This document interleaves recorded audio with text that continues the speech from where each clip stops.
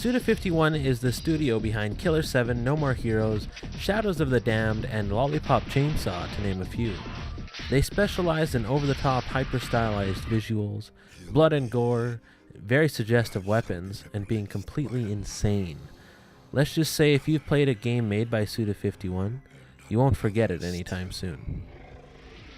From Killer 7's noir plot and artistic design choice, killing a list of assassins with a lightsaber, a beam katana in No More Heroes, to being a cheerleader mowing down zombies while being accompanied by your undead boyfriend's head literally attached to your hip, starring Jessica Negri. Fans of Suda51 are surely anticipated for their next project, right? Right? Well, here we have Let It Die. Announced at E3 2014, Let It Die is an up-and-coming, free-to-play hack-and-slash action game for the PS4. The game features a combat system, naturally, loads of weapons, blood and gore, executions, armor, etc., etc., etc.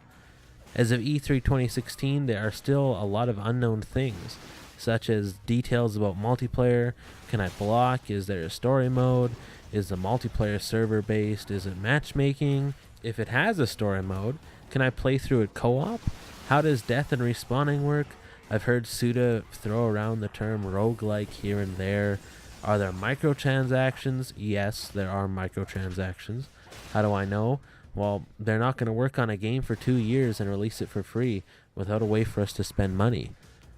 Maybe they'll go the EA route and put ads in the game, even though you've already spent $88 Canadian on a new release. I hate you, EA. Does that mean it's going to be pay to win? Maybe it's just cosmetics. Does that mean I can create my character from scratch? Or do I have to choose races or my grandparents' ancestry or something?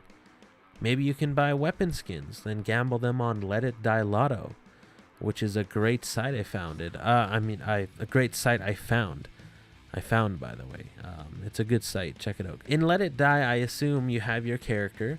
You fight enemy AI by mashing some buttons, take their pipe, use the said pipe against AI helmet guy, execute him and take their helmet. You see Pants Man, execute Lynch. Guy with fire axe, execute Lynch. You see someone with a better helmet, execute Lynch. Rinse and repeat until you partner up with someone or get gangbanged. Or you inevitably face Goku combined with Jesus Christ and get eviscerated. Because Jesus Goku Christ paid money or put way more time in than you. Because it's roguelike, I assume you start off with nothing again. Because games are fun. Fighting in your underwear, as Suda says. The problem I find is the game has no hook, no reason to play, other than being free. Let's talk about roguelike for a couple minutes. We'll use Faster Than Light and Binding of Isaac, two of my favorite games, as examples. Both primarily single player, with a 2-player co-op option for the latter. In FTL, your mission is simple. Contact the Federation and save them from the rebellion, while at the same time traveling through space, getting a nice crew, and evolving your tiny Magikarp of a spaceship to a boss Gyarados. If you succeed, you unlock other spaceships with different starting weapons, different crew members, offering various styles of play and encouraging replayability. The game is so addicting and every event really feels like you're gambling with life and death. Kind of like Bills, or dating Jessica Negri, not knowing which one you're waking up next to. Oh, just can't see her the same way anymore. It's not you, it's me.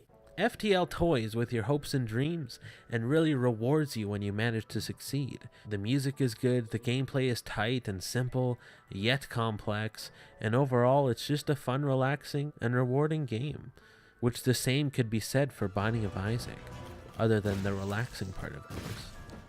In Binding of Isaac, your goal is to take down your evil mother, while also gearing up and picking up rewards, moving from floor to floor, defeating enemies. Managing your bombs, keys, and special items makes for a great experience. Also, when you succeed and finally give it to Mom's festering cankles, your completion of the game grants you new characters, unlocks new power-ups, new bosses, new floors, new endings, just to name a few. Also, the game has a dedicated cry button, so what's not to love? FTL and Binding of Isaac are some of my favorite games. Yes, they're roguelike, very much so, but they are fun.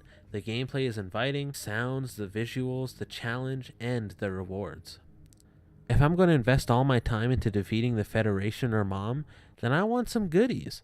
That's the hook with these two games. What's the hook in Let It Die? The draw of Let It Die to most gamers is the fact that it's free to play, but why would people keep playing? With what Suda has spoken about with Let It Die, he hasn't mentioned any progress system or different classes or characters you can choose from.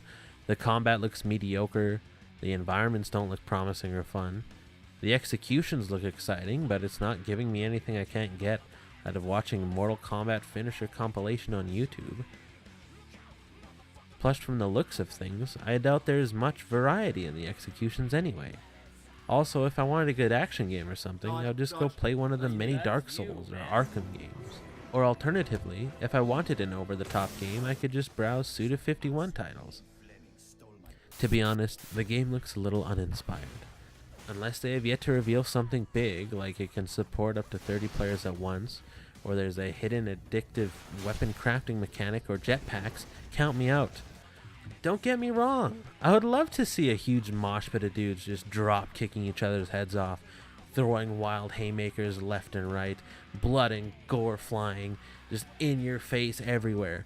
But as of right now, we get this.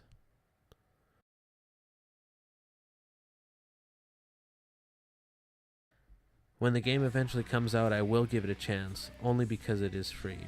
I also suggest you guys give it a chance too, as I do like Suda51 and I don't want to see them fail. But simply, they don't have me on board for this one. I'm Landon from FRP. This is why I'm not excited for Let It Die.